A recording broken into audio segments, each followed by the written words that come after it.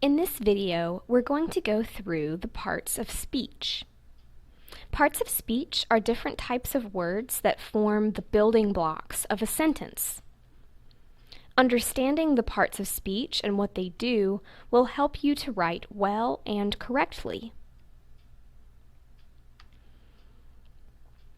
Nouns are the most basic part of speech and refer to people, places, or things. For example, the person John Smith, the place Tennessee, and the thing mountains are all nouns. Pronouns are words that replace nouns in a future reference, like she, his, them, and it.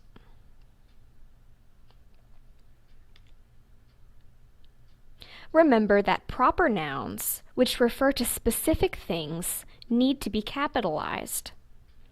John Smith and Tennessee are both specific, so they are capitalized, but the lowercase mountains is a general noun. If you use a pronoun, make sure it agrees with the noun it refers to in number and gender. If you are talking about Jack and Jill, for example, your pronoun needs to be the plural and gender-neutral them. Depending on where they are used in a sentence, nouns and pronouns can be either subjects or objects. Subjects are the main nouns in a sentence that perform an action, and objects have an action performed on them. Pronouns will look a little different, depending on whether they are subjects or objects. This is called the case of a pronoun. For example, she could be a subject, while her is the object form.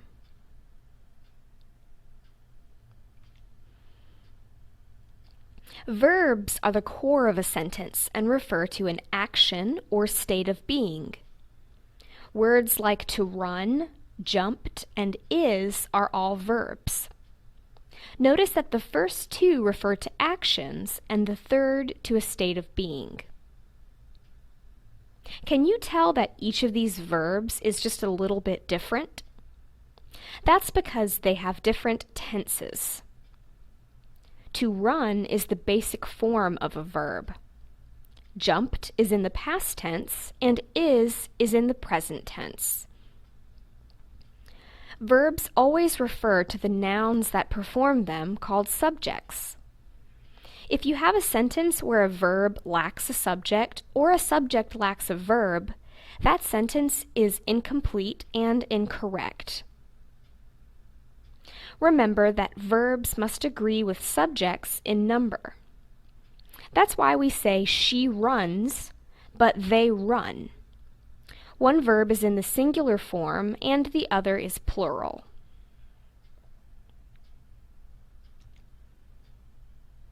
Adjectives and adverbs give more life and detail to a sentence by describing other words. Adjectives describe a noun. For example, ice cream is a noun. You might describe it with adjectives like sweet, delicious, and good. Adverbs have the same function as adjectives, but they describe a verb, adjective, or another adverb. Some examples of adverbs are quickly, thoughtfully, and well.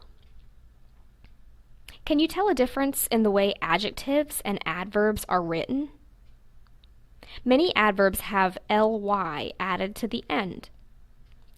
For example, quickly is an adverb, but quick is an adjective.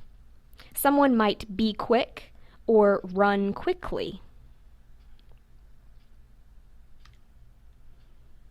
There are many other parts of speech that you should be familiar with. Prepositions link nouns to other words.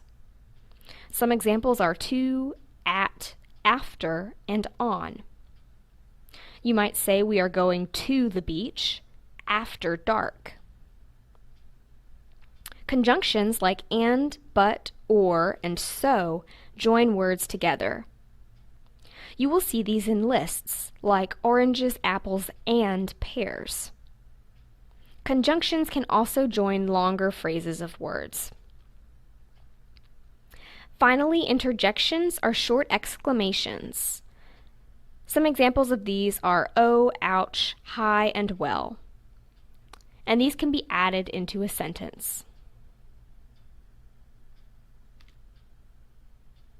I hope you understand a little more about the parts of speech and how to build sentences. Now you can use this information to help you write assignments in your classes.